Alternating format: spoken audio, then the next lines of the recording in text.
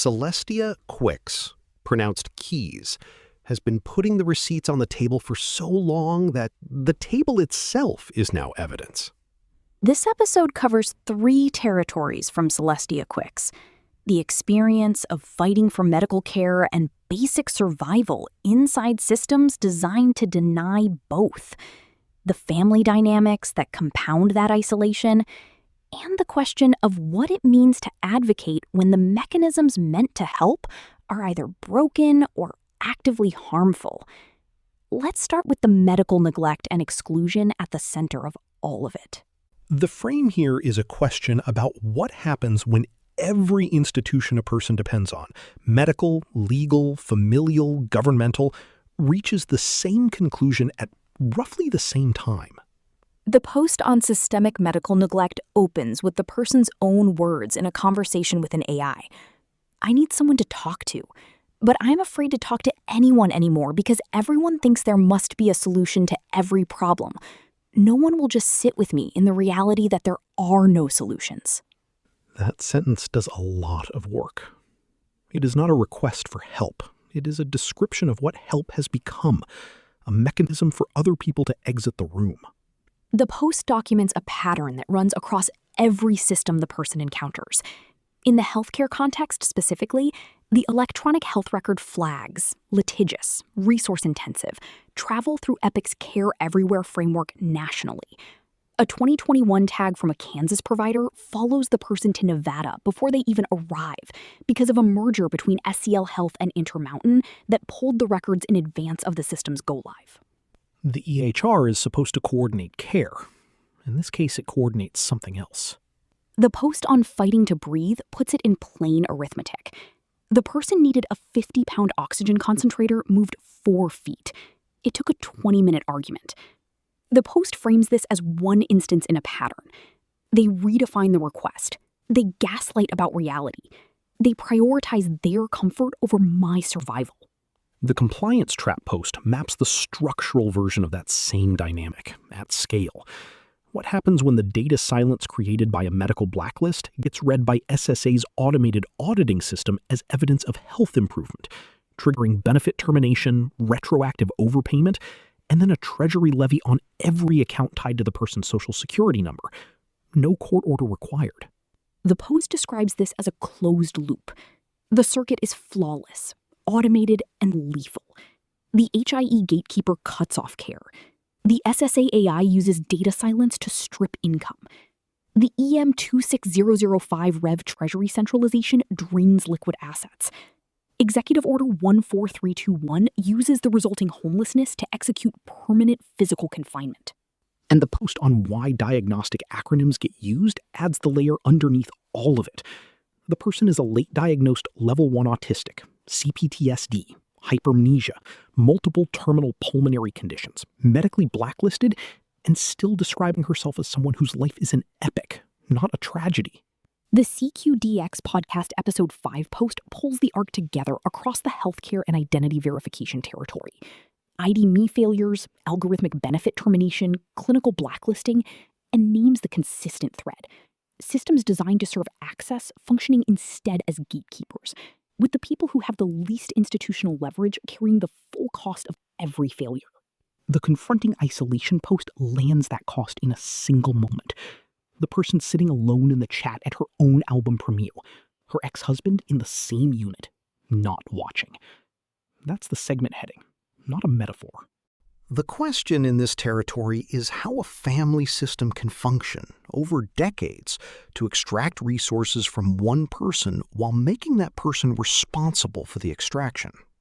The Understanding Family Exploitation post documents the mechanics directly. The person paid $17,000 from her SSDI over 16 years, believing she was repaying a probate debt into a shared family fund her father had requested. The fund was opened after her father died, funded entirely by her payments, and used by family members for plane tickets, a wedding dress, and a $5,000 condo down payment by the sister who served simultaneously as the person's SSDI payee and executor of the estate. That's a conflict of interest with a paper trail. The SSA audited and found no legally defined exploitation because the payments were classified as voluntary probate repayments. The post notes that when the person asked for the financial books, the sister refused, citing her role as executor, the same role that created the conflict. The Why I Use Diagnostic Acronyms post puts the family context in a longer frame. Lifelong family scapegoating abuse beginning at age 3, hypermnesia that retains it all word for word, and a CPTSD diagnosis that the healthcare system declined to treat with the trauma-based IOP a therapist identified as necessary, because nicotine use doesn't qualify as a substance use disorder under the intake criteria. The confronting isolation post connects the family pattern to the present. The roommate who didn't watch the album premiere is the ex-husband of 30-plus years, who knows the specific wound. A mother telling a 13-year-old to stop singing because she didn't need her being happy around there, and recreated it on the night of the person's final album release. The manufactured eunuch post sits adjacent to this territory. It's a structural analysis of how economic shaming, forced clinical intake, and SSRI prescribing interact to produce what the post calls the permanent erasure of male agency.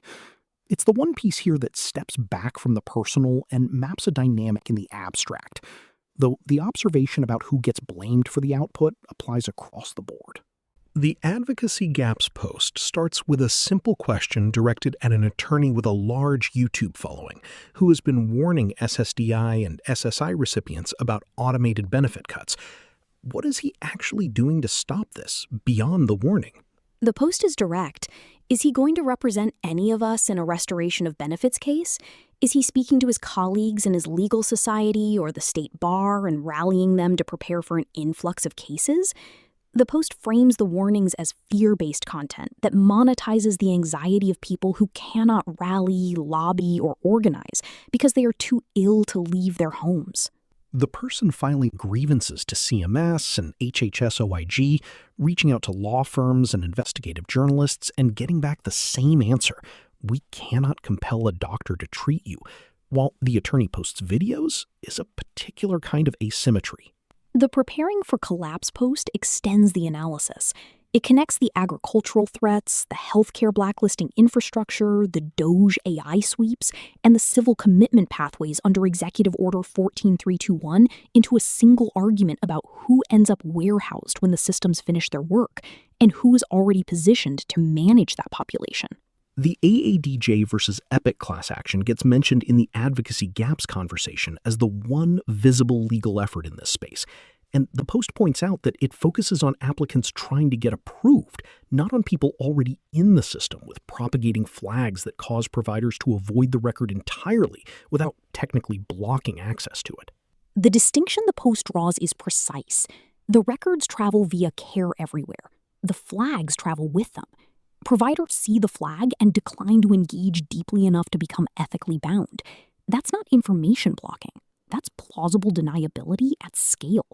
What stays with me is the phrase from the medical neglect post. No one will just sit with me in the reality that there are no solutions. That's the ask.